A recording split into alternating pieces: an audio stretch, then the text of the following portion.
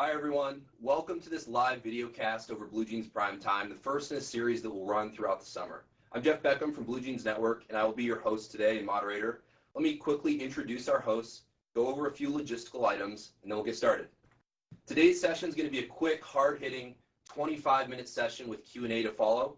It's titled, Don't Become a Conferencing Services Hostage. Questions to consider and ask when choosing a cloud video conferencing service. Our hosts are Ira Weinstein, who is joining from Texas on a remote site today.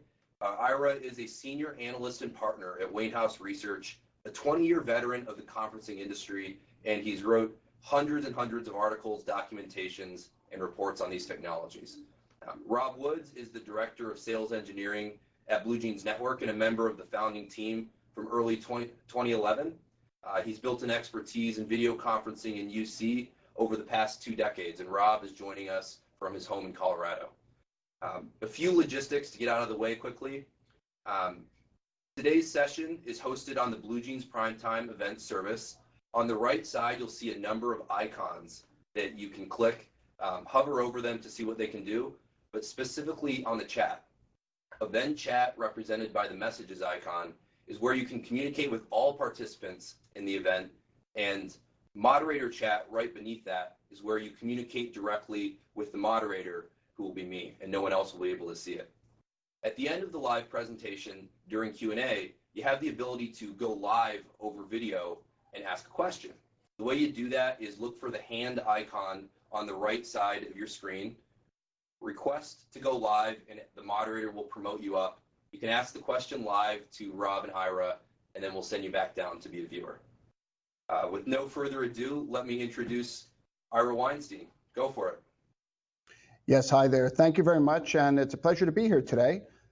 I love this topic about not being a conferencing hostage, and this is a key part of the whole discussion around conferencing services. Before we jump in, a little bit about Wainhouse Research.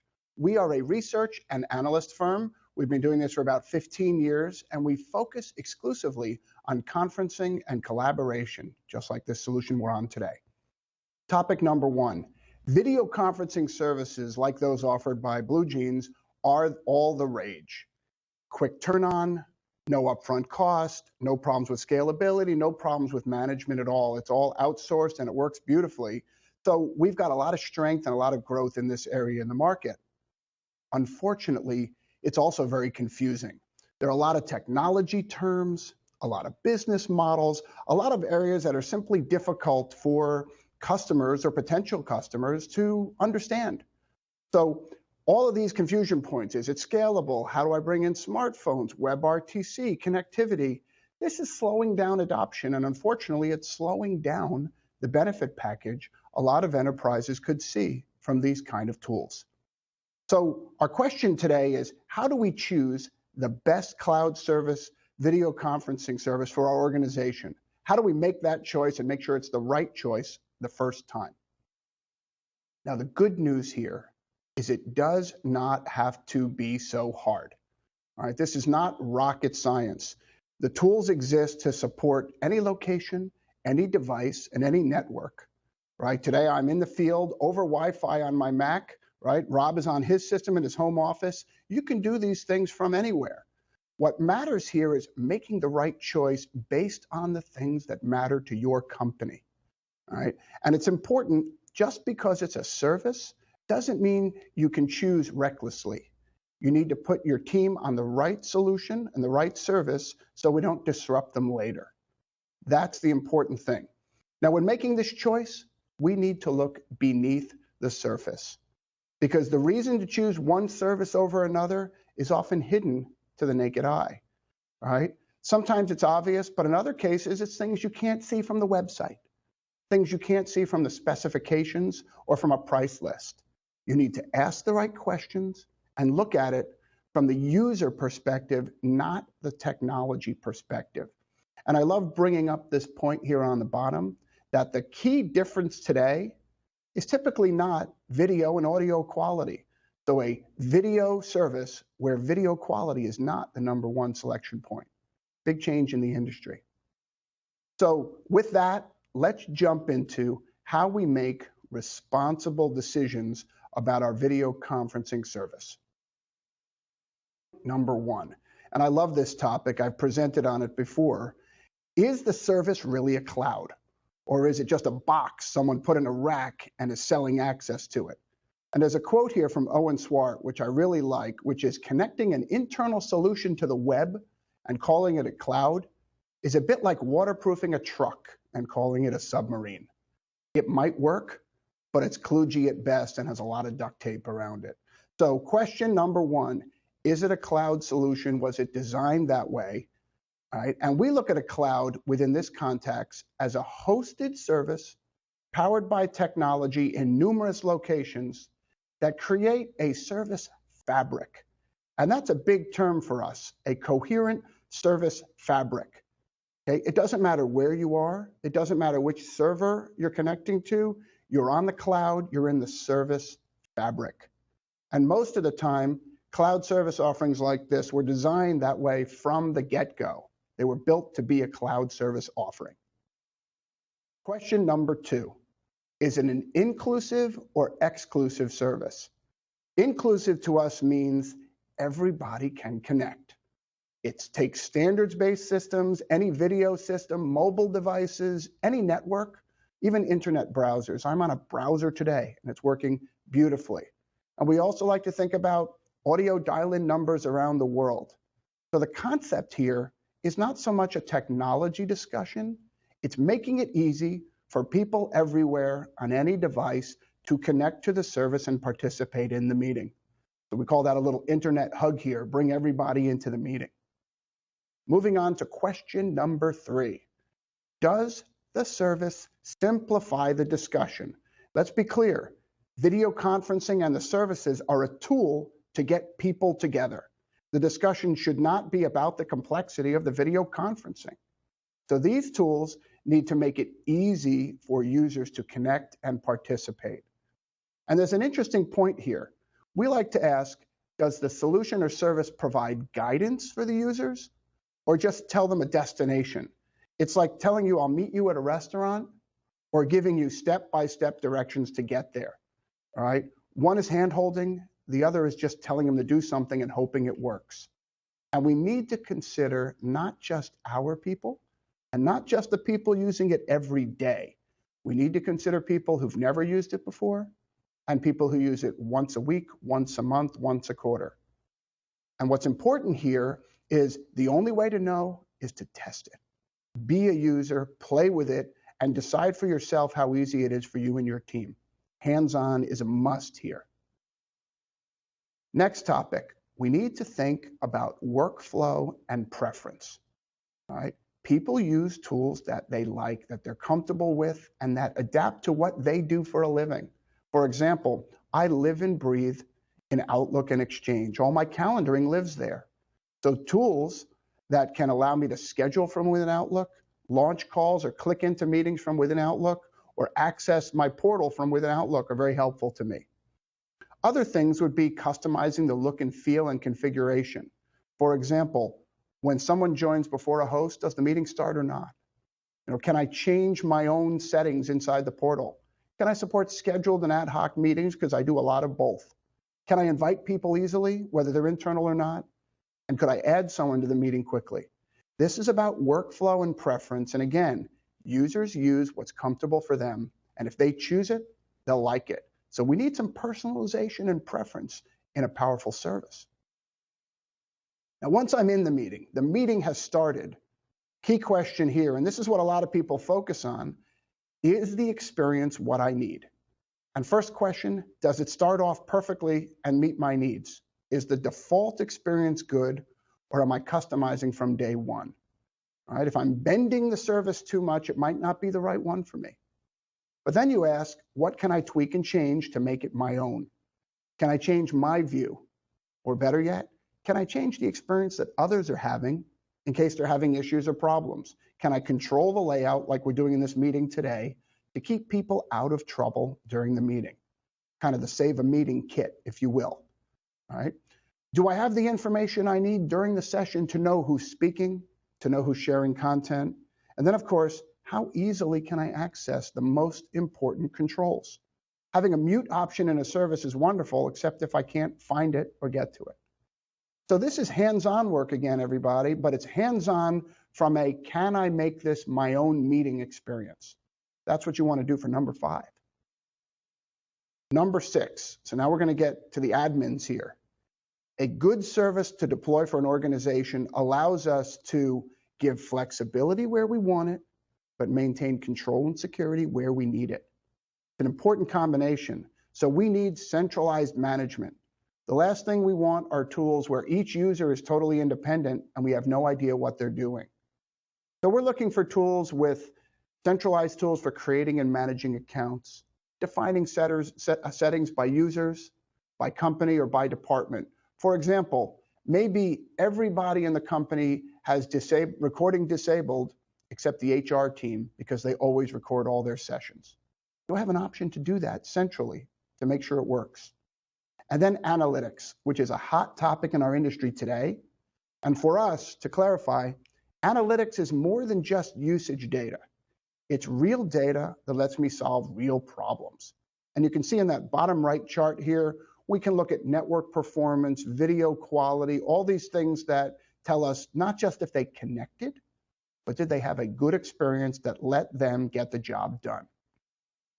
And in the back end, this is a balance. It's a push-pull between self-serve and managing for them, but the best services allow the users to do as much as possible. Admins and support people are expensive. We need them working on big issues, not changing passcodes for users. That's what portals are for. That's what systems are for. So a power tool puts the proper power in the user's hands.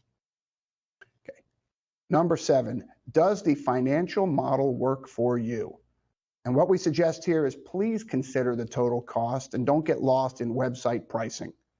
A site that says $29 a month for the basic service, that's wonderful unless the functions I need are 10 times more than that. So consider the total cost, including setup fees, support fees, cost per user by meeting type. Are you going into a long-term commitment that may or may not make sense? And if you are, what's your benefit for that commitment? And as I mentioned before, what is the cost of managing the environment? Do the tools make it easy for me to manage my world? Because that's a real cost too. So does the financial model work? So let's summarize this here, and I promised it was going to be to the point, punchy, and hard-hitting. Video conferencing services offer massive value. There's a reason they're growing leaps and bounds today in our industry, because it makes sense. Flexibility and performance, scalability, and somebody else is dealing with the technology burden, right? There are tons of options out there, but we need to choose wisely. And just because it's a try and buy free 30-day trial doesn't mean it's the right service. We should test it, use it, and make one good decision for our people so we don't impact our users. And very important, please don't get lost in the technology specmanship discussion. 4K video, that's wonderful. Techs and specs and protocols don't matter. Can I get my people together? Is it easy for them to join? Can I deal with issues if they come up? Can I manage my account centrally? And does it all make sense with analytics around it? That's a power service. You need to think about all these things when you make your decision. Those are our questions to ask when choosing a provider. So Rob, can I hand off to you? Thanks, Ira. Yes, great presentation. So everybody, let me present a little bit to you about what BlueJeans is and how that fits into the discussion here. You may be aware of a few key ideas.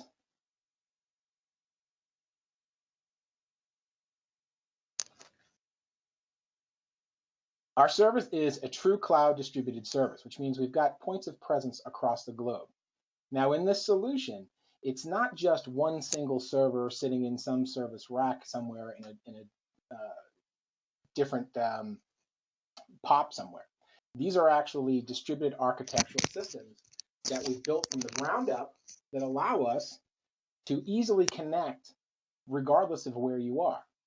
As Ira mentioned, we've also got solutions in place for administrative and service IT controls. You want to know what your users are experiencing, what they're seeing, what they want to do. You want them to provide feedback, but you also want to have a tool that provides you easy access to real-world solutions. Meaning, if somebody is having a problem inside a call currently, you want to be able to address that in a timely manner. You want to be able to see that live and see what could be happening on the back end. Our service is also built around security with a global footprint, 24/7 support, rich in-meeting and architectural security measures taken, and then also the underlying SSAE 16 SOC 2 Type 2 audit that we had done. All this together provides a best-in-class video experience for our users. So we've taken the best scenarios and the best practices from global CDN providers such as Akamai, etc., and leveraged those types of technologies to provide a video conferencing platform, a video collaboration platform. It's built from the cloud up, as we like to say. This is our own solution. We're not utilizing third-party hardware for some of the big vendors. We're actually building our own software and hosting it on our servers in our data centers. The approach to this is creating a solution that's as easy to use and has the expansiveness of an audio conference bridge. We like to say it's the video equivalent of these audio conferencing bridges that everybody has become so comfortable using. So this creates a platform for real-time, rich collaboration between your teams, no matter where they are or from what devices they're connecting over. Whether it's meetings that are the basic video conference solutions or video web conferencing solutions of up to 100 participants, or scaling to large immersive events globally, real-time, interactive, such as the one we're on today, for up to thousands of participants. Our global footprint is something we're very proud of. These are top-tier service provider POPs, centrally located in the US, Europe, Asia, and Australia. We interconnect with multiple tier 1 internet backbone providers out of each POP that provides multiple levels of redundancy and resiliency. It's scalable. We leverage geo-load balancing technologies for intelligent routing, so you're no longer having to worry about which IP address to dial into. You're just going to route to the nearest POP based on your IP address. This also provides a level of redundancy. So when one link fails, we've got the ability to roll over to different links. The connectivity between the different POPs is also secure via an IPsec tunnel. So the security in the network and in the meeting are very important. From a network side, as I mentioned, we've got our SOC 2 Type 2 audit that was completed. This will be done on an annual basis. We run vulnerability scanning across all of our different servers within our different data centers. We conduct regular third-party penetration tests with a leading third-party solution provider.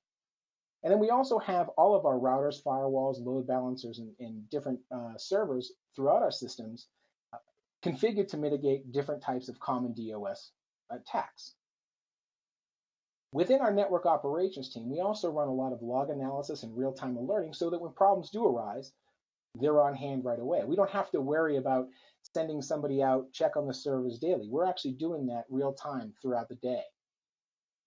On an in-meeting security perspective, you've got the ability to have both a dynamic and static VMR. So the dynamic VMR, video meeting number, is actually very valuable to segment your calls. If you want to have a specific call with a specific person and you don't want anyone else joining, you can use a dynamically created VMR for that. The static one is also good for people who want to have ongoing meetings with the same people on the same times and the same days, etc.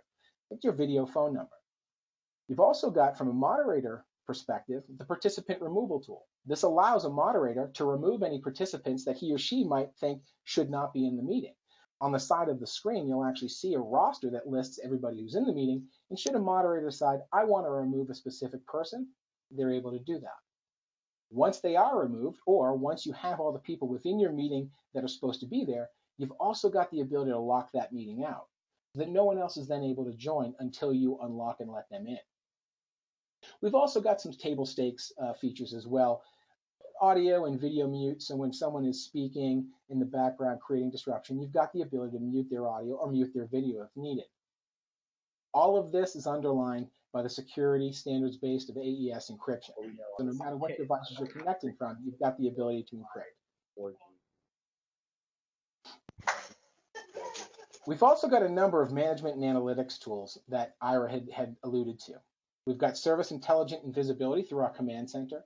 This allows you to understand how is the service being utilized by your users. What is the visibility like? What are they joining from? Where are they joining? What are some of the key performance indicators and ROI metrics that you can take from this? We've got a user here who's joined. It looks like, could you please mute yourself?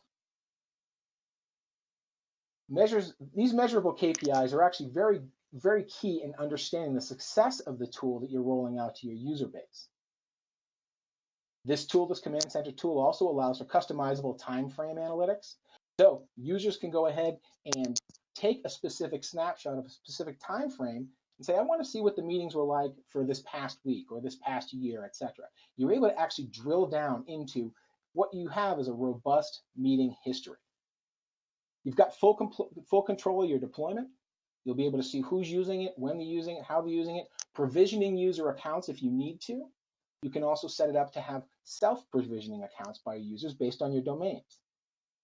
And then all of this great information is available in their exportable detailed contents.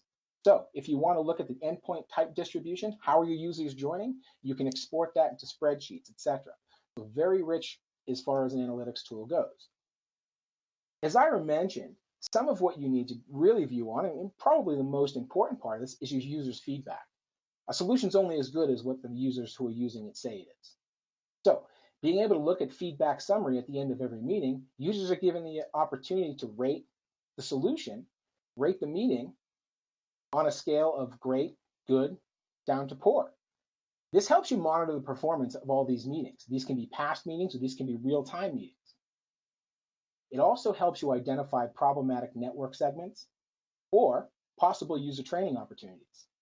So again, being able to look at this and say, how are my users using this? That's the true measure of success of a solution within your organization. With that said, give it a try. I'd like to open it up to questions now for Ira and myself.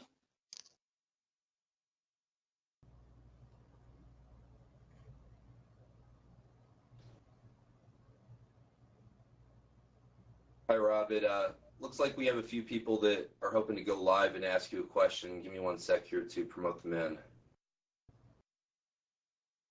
All right. So, looks like Roger.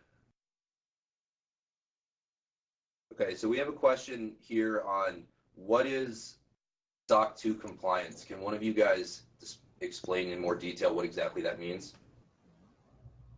Sure, I'm happy to take that question. So what SOC 2 compliance is, it's SAE 16 SOC 2 Type 2 compliance. And what that is, it's basically your ability to measure your operating standards and controls. So when an organization says, I've got these processes and procedures in place, you're taking their word for it.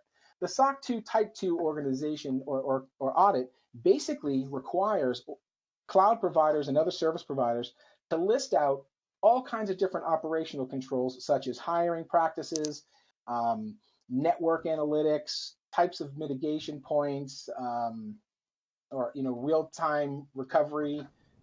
Anything you list out there, they actually audit you against it and say, number one, do you have those processes and procedures in place, documented and shared throughout the organization? Things like trainings, security trainings, etc. But then they also come in on the second side and say, now that you've got them listed, we're going to audit you against them. We're going to let the public know, are you truly doing what you're saying you're doing? So that's the importance of that. Otherwise, you're just taking the word of the service provider. If I can jump in on that, Rob, what's important there, I think you just nailed it right at the end. This is a way of seeing beneath the covers, behind the curtain, what's really happening. Are there processes and procedures in place for the key things that happen? Do they have proper disaster recovery? Do they have staff trained properly to cover the requirement? These things that you can't really see until you start using a service and have problems. So this is benchmarking and mapping performance without you having to be the test bed for the failures. It's a great methodology. Okay. Great. It looks like we have a question here from William in the audience. I'm going to push him live and he can ask you guys directly. William, whenever you're ready, go for it. Hey, Rob, what sort of disaster recovery plan do you guys have in place for your service? Currently, we've got two different POPs located in the United States. One is the standard POP that we have in San Jose, California. We've also got another one on the East Coast. So right now they run in an active mode that allows us to roll over from one to the other should there be any kind of disaster control that we need. That's kind of the beauty of a distributed architecture as well. Hosting something on a VM in a server room somewhere doesn't necessarily give you that capability. We've got a separate database. We've got separate databases for web content, et cetera. So that really helps provide that. Great, thank you. Okay. I'm getting a question from the chat here that asks, what trends do you see cloud conferencing providers, including BlueJeans, adding to their service in the next 12 months? I think maybe Ira, if you want to start from the industry perspective, and then Rob, you can talk to the BlueJeans side of things. Absolutely. So there's a couple things we're seeing, and we have an advantage. We're seeing roadmaps. We're involved in the testing and the proofs of concepts here. So we're seeing a lot of providers now looking toward personalization. So instead of everybody having the same experience, users can now select, what features and functions they want. That's starting to happen. BlueJeans has a lot of that already. We're seeing analytics starting to come about. We're seeing portals that provide a little bit more than just usage, right? Back in the day, usage data was enough for billing. That's why people wanted it. Today, we want it for performance. So we're seeing providers start to add analytics to tell me what's working, what's not, what tools are people using, things like that. And then I think the third thing would be we're finally starting to see the industry and the service providers think about workflow. So it's not just the video experience, it's getting into the meeting, how I control the meeting, and it's creating, let's call them intelligent portals and wizards to help that. Now those things are add-ons that providers are working on. BlueJeans has many of this already, but we're seeing people add those to their services in real time today. Yeah, I think that, to kind of pile on to what Ira stated there, the user analytics tools are becoming more and more required for different solutions. We've heard a lot about big data and big data companies coming out with analytics crunching and things like that. And it was only a matter of time before that really crept into our industry. And it's good that it has. Previously, the analytics you had around user data was around basic call detail records, or C.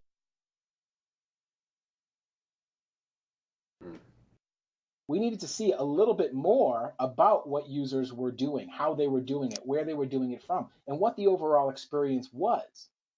Now, another thing that I'm seeing in the industry as well is the idea of this presence, right? People talk a lot about presence from different types of tools. You're starting to see the idea of presence kind of shift away from that typical online, offline, away, or busy to the point of we're actually available at all times. We have our cell phones, we have our laptops, we have our different tools that we use. We're online pretty much and connected anytime we want. Our presence is really dictated by us. So as a user is to reach out to me, I should be able to dictate at that time, can I take that call or can I take that chat or not? You're starting to see a lot of that merge into our industry as well, where the idea of presence is shifting away from the traditional viewpoint to more of a self-driven perspective across all different medias that we carry.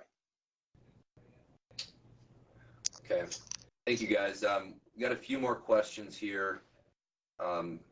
One from Devesh asking what BlueJeans' plans are to service emerging markets such as Africa, South America.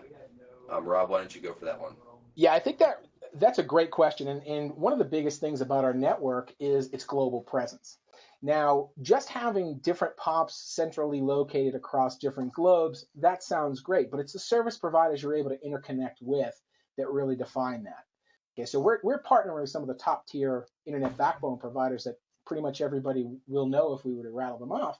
Now, as we look at the user base of our customers, we can then quickly say, hey, it's time to actually light up another POP. Maybe it's in South America, maybe it's in Africa, maybe it's in another region. Right now, believe it or not, we've got users that are connecting to our service and using our service across all continents. We've got some research and development laboratories that are connecting to us from Antarctica. We've got people connecting from the Middle East, from different parts of Asia Pacific. So our network footprint is pretty robust at this point, but it's not to say that we won't add new areas of of connectivity anytime soon. I mean, we may do this as soon as we start seeing the business needs. Great. Thank you, Rob. We got a question here from Elizabeth, who's going to come live and ask it herself. Elizabeth, you there? Hi, guys. Thanks for having me. And this is really cool. I saw the link on Twitter this morning and sort of joined last minute. So thanks, BlueJeans, for tweeting that out. Ira, my question's for you. You've covered a lot of the business solution side, but what should I be worried about when looking at free solutions, and what are they missing while I'm just shopping around and trying to figure out, what's the best for me? Sure, great question. So first of all, to be clear, there's a place for free solutions. All right, this is not a matter of one or the other, but you need to think about, is a free solution giving you the reliability, the quality of service, and the support behind it that you need for your business world? For example, when I talk to my family, I'm using free solutions very often, and they work very well. When I talk to my friends, I'm on free solutions. But when I'm doing a client call and something is wrong, it's not acceptable to just see that the service is down. And I need somebody behind it that, frankly, I'm paying and therefore owes me a functional service, right? Now, on top of that, free services tend to be very open, which means we've got lots of access to people. But they also, and this is a challenge, they tend to be hit or miss in terms of, do they have the features I need? Do they integrate with other tools? They're kind of, you get what you pay for. So the answer from my side would be use them in the right context, but you should really think about, especially given today's low price points, is your business important enough to get the reliability? If it is, then you've got to go with a service that has some kind of backing behind it. Well, thank you so much. All right, thank you, Elizabeth. We got one more question here from Roger. I'm going to unmute you and you can go live and ask it.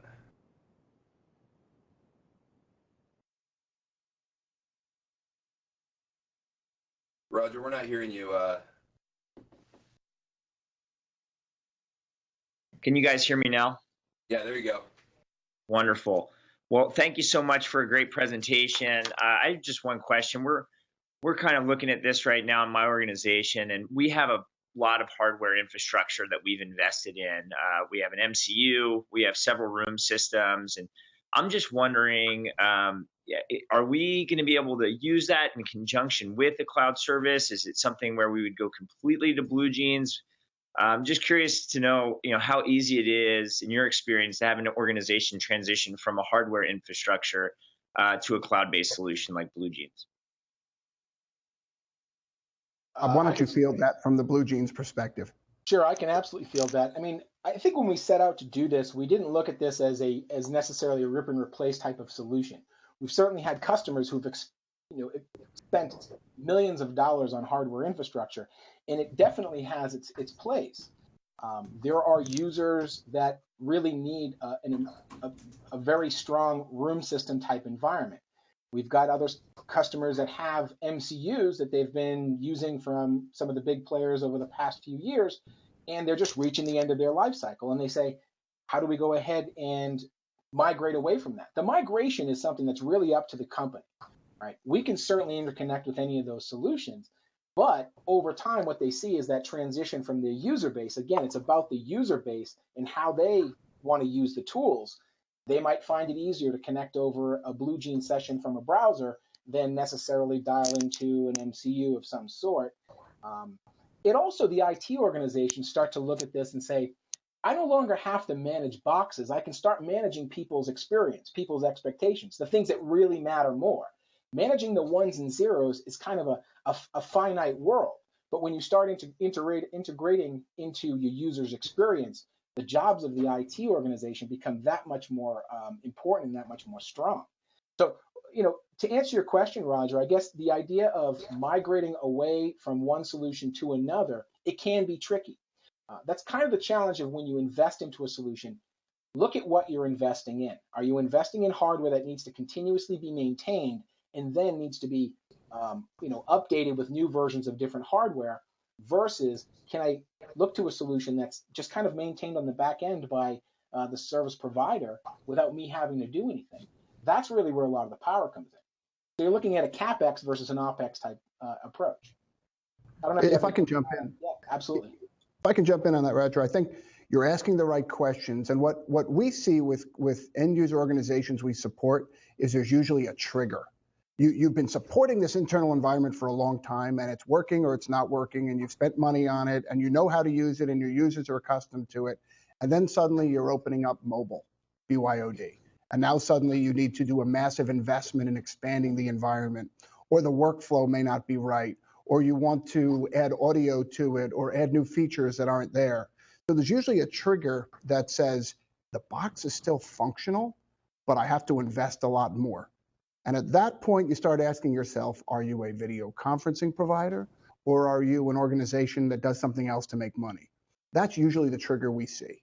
Yeah. Right? So that's where you start to think about it. Ira, I really Sometimes love I that get idea. confused. Yeah, and a lot of people do, Roger. Ira, I really like the comment you made there about the BYOD thing. I know that I've talked to you a little bit about this at different events in the past, and I've spoken to a number of different organizations in the past about this as well. And BYOD really takes a different approach when you start looking at the applications. So at BlueJeans, we like to take a BYOA, a bring your own application type approach to this versus just a device. There's 1,001 different applications that can live on any device. You should be not only should be able to bring the devices to the table, but the applications your users are comfortable using. That's really important. That's really empowering. So milk your investment for what you can, but be ready, because once you expand to the have it my way, join the way I want on my devices, the investment in keeping that hardware infrastructure going and expanding it could be very big, at which point services become a no-brainer. That's what we typically see among our clients, Roger. Wonderful. Thank you, guys. Before today, I never even thought about bringing in a mobile user, to a video call. All day long we do it. So that's the next step of connectivity. Thank you, guys. Thanks, Roger. We have one more here from Kelly. Kelly, go for it whenever you're ready. You're muted on your end, it looks like. Hear me now? Yeah, there you go. Okay, good deal. So I'm going to piggyback kind of on Roger's question. I feel like I'm in a very similar situation. I'm the manager of video conferencing services at the University of Alaska, and we support it system-wide. So it's about 16 campuses over a really large geographic region. So what we have is we have 4 bridges, over 275 actual in-room endpoints, and the way it's been functioning for the majority of the time that I've spent here is that we do all the scheduling. People go into the room and it just fires up. However, this is almost not done anywhere anymore, and we look at the industry standards that are coming out now, and it's a much more self-service. So the next year we're looking to try to upgrade and make sure that we're staying along with what everyone else is doing.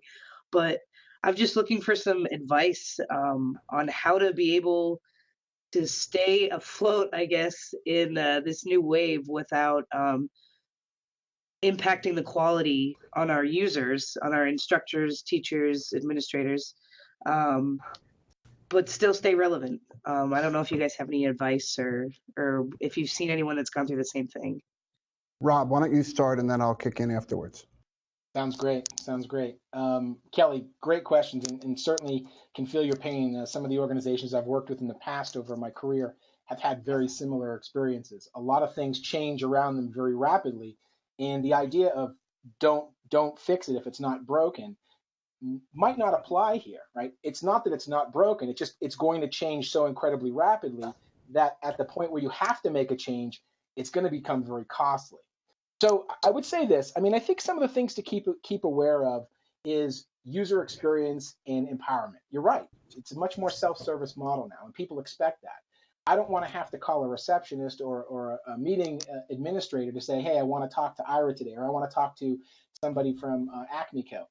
I should be able to schedule that at my own time. I don't have to manage 8 other people's calendars. That's one of the biggest challenges, especially with instructors. And in the university environment, they have to be able to schedule meetings or classes for remote learning when they want to do it. It's the student's obligation to get to those classes. But I do understand the quality concerns, right? So you know how it behaves today.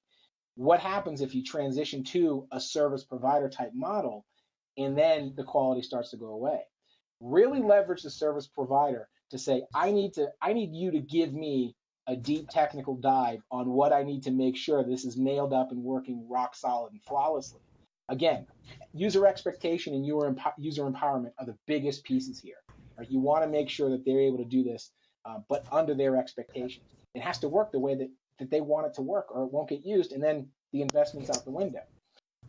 Ira, if you have anything to add, please do. Absolutely. So first of all, I've been out to Alaska a couple times on project work, so I know the special challenges you face with distances and network performance and all that. So and funny, I'm on site right now with a client going through exactly what you're dealing with, which is hundreds of group video systems scheduled all day long, launched as necessary, and it's a hands-off environment. You arrive and it's done. What this client has recognized, and what most of our clients have figured out or determined, is that this scheduled paradigm doesn't work with how people work today. So you are absolutely right. You must at least start offering this Meet Me service, this VMR service. Now, as you do that, you should be prepared, Kelly. Usage will grow, and it will grow fast. It will grow quickly. You will have people dialing in from various places on various systems, so you must start your capacity planning now. All right, we see 30, 50, 80, 100% usage growth within a quarter.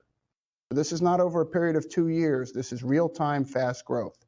So make sure you have the capacity, watch your analytics and your usage, watch your resource management tools, and just get ready to make those upgrades or figure something else out. I would talk to whatever provider you're using or whatever managed service company you're with, talk about bursting your capacity up to them, and then a plan for solving whatever the challenge is, whether it's using a service like BlueJeans or buying some more on-site toys. But you're asking the right questions. We can't stay scheduled for a tool, or else the tool blocks business. It blocks technology, it blocks discussions. And in the university environment, that's just not acceptable today. So you're asking the right things. Thank you. I appreciate all the help. Good luck. Enjoy. Awesome. Thank you, Kelly. And thank you, everyone, for all of your questions. We've had a ton of awesome ones today. There's no more coming in at this point, so I think we're ready to wrap up. But for everyone that attended, thank you so much again. And we will be sending out the recording along with a PDF of the slide deck. So have a good one. Enjoy the rest of your day. Thank you. Thank you, everyone. Thanks.